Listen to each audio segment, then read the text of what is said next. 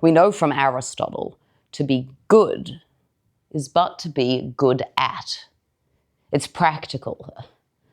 A hammer's worth lies in its ethic not, but in its force, its hammerness. And if some nail, such that the world were better off if it stood upright still, was beaten down, that is a goodly hammer, even if calamity is caused. Why then, Benvolio. The Ben for good, the volio for will.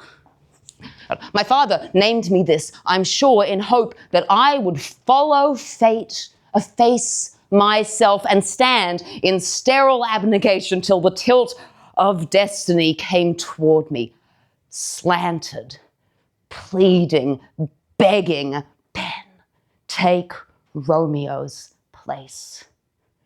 But not in stature, nor in recompense, no, like a less beloved work of art. Some poor, insolvent painter sells to pay his debts and save his masterwork, his son, by losing one fate says is less than one. Oh, my stars. As crooked as you are, with fitful flickers in the rotting night, not one half turn before the sun's ascent, our constellation pitches and revolts, and dawn comes not, and light comes not, and all the manners of the world are swathed in ash, and they will then cry out, but Ben, your name. To which I will respond with mirthful eyes, the good of Ben is not benevolence, but strength of will, its end, its excellence.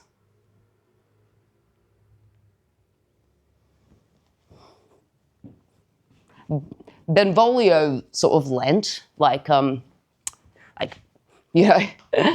I know actors talk about that, we all know actors talk about that, right?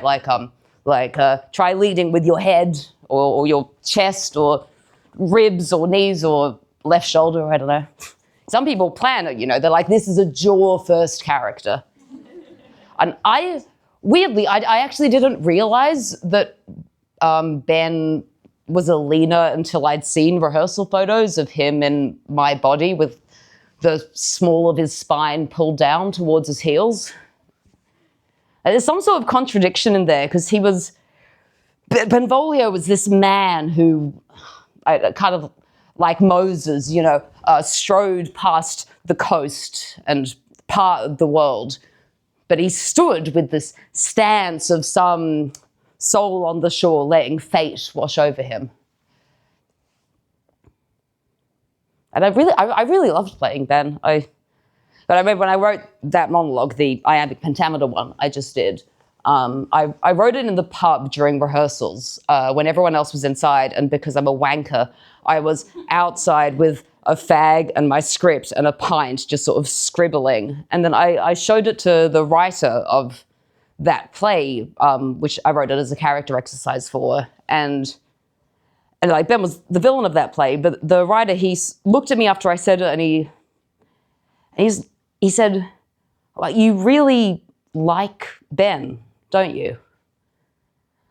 Like it was weird too, which I guess it was, because, he plotted and manipulated and orchestrated murder and all that, but I still wonder which bits of him I carry with me. I don't lean back. I'm quite forward. But there was this stillness, which I don't know if I've lost from the people I've been since. I mean, I'd play him again in a heartbeat, which is probably the truest expression of love an actor can give. That is done.